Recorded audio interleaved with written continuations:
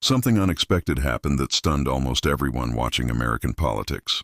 Mamdani, who had campaigned loudly as president, Trump's worst nightmare, suddenly walked through the doors of the White House, not to confront him, but for a friendly meeting.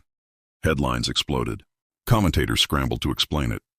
Some called it a retreat, others a strategic move, and some wondered whether New York City was witnessing the beginning of its biggest political shift in decades. But inside the Oval Office, the tone shocked people even more. Gone was the fiery campaign rhetoric. Instead, the atmosphere was warm, cooperative, and unexpectedly optimistic. And that raised one question. Why would two leaders, who seemed destined to clash, suddenly sit down and smile for the cameras? To understand the moment, we need to rewind. Mamdani had built his entire campaign on attacking Trump, calling his administration dangerous, extreme, even authoritarian. Those words energized New York's progressive base and helped him win. But once elected, reality hit hard. His biggest campaign promises, free buses, universal child care, frozen rent, city-run housing, even government-operated grocery stores would require billions of dollars he simply didn't have.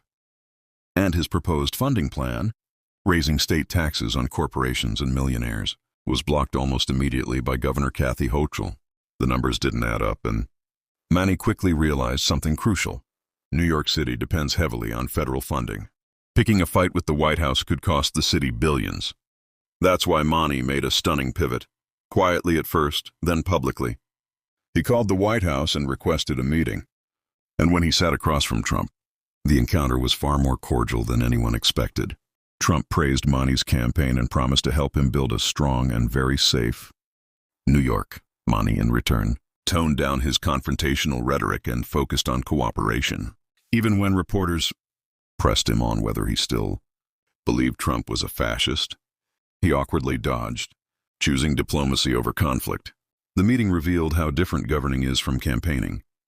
The fiery slogans were replaced by the hard math of budgets, federal grants, and political reality. But the meeting wasn't just handshakes and smiles. Tensions surfaced, especially on policing, immigration, and property taxes.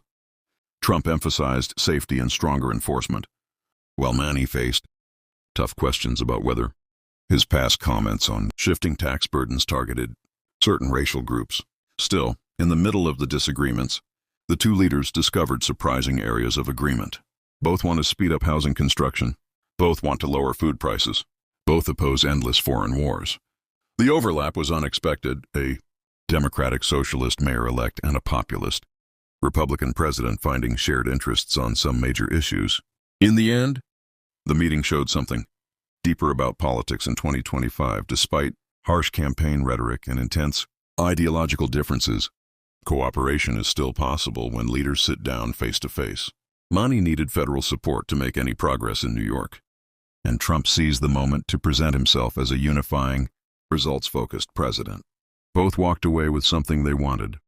More importantly, the meeting reminded everyone that behind the noise, most people want the same things: safer streets, affordable living, and a better future for their families. Whether either leader can deliver on those promises is the real story to watch next. If Mamdani had marched into the White House, called Trump a fascist to his face, stormed out and declared political war, what would he have actually achieved? A viral moment, maybe. A few days of applause from the most partisan corners of the internet. But afterwards, he'd be a mayor with no federal cooperation, no access to key funding, no relationship with the White House, and no leverage to deliver anything he promised.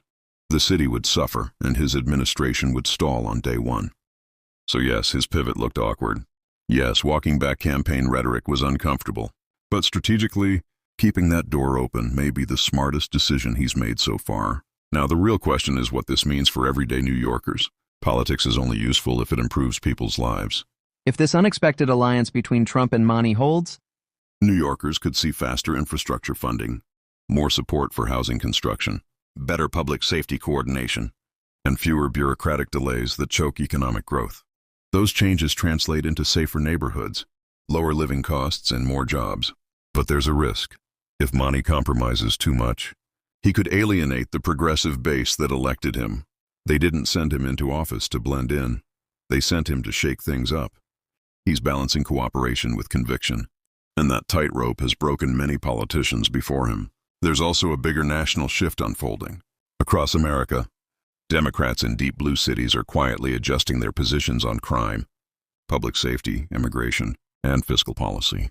Voters are frustrated with rising costs, public disorder, and policies that sound idealistic but create instability. Manny's recalibration isn't isolated. It's part of a broader political evolution.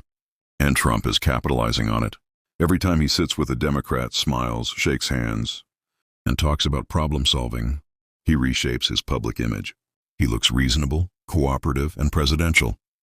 Meanwhile, Democrats face a dilemma: refuse to work with him and look petty, or cooperate and risk accusations of abandoning their values. So where does this leave Mamdani? He ran as a firebrand promising sweeping change. He energized young progressives and working-class voters who felt ignored. But once elected, reality hit hard. The state blocked his tax proposals. Funding gaps appeared. Federal dollars suddenly mattered more than ever. So Mamdani faced a choice, not between bravery and weakness, but between cooperation that moves the city forward and isolation that leaves it stuck. He chose cooperation. And strangely enough, Trump met him halfway. Instead of mocking him, Trump was gracious, positive, and constructive. Whether that was strategy or sincerity, it created a moment almost no one saw coming. In that Oval Office meeting, a progressive mayor-elect and a populist president found common ground. Will it last? Will bold promises survive real negotiations? No one knows yet. But for one afternoon, politics didn't look like war. It looked like two leaders willing to put their city and country first. Maybe it was political theater. Maybe it was a genuine turning point. Time will reveal the truth. Let me know what you think in the comments. Was this the start of something real, or just strategic optics? If you enjoyed this breakdown, hit like, subscribe, and turn on notifications. The political landscape is shifting fast, and I'll be here to keep you one step ahead.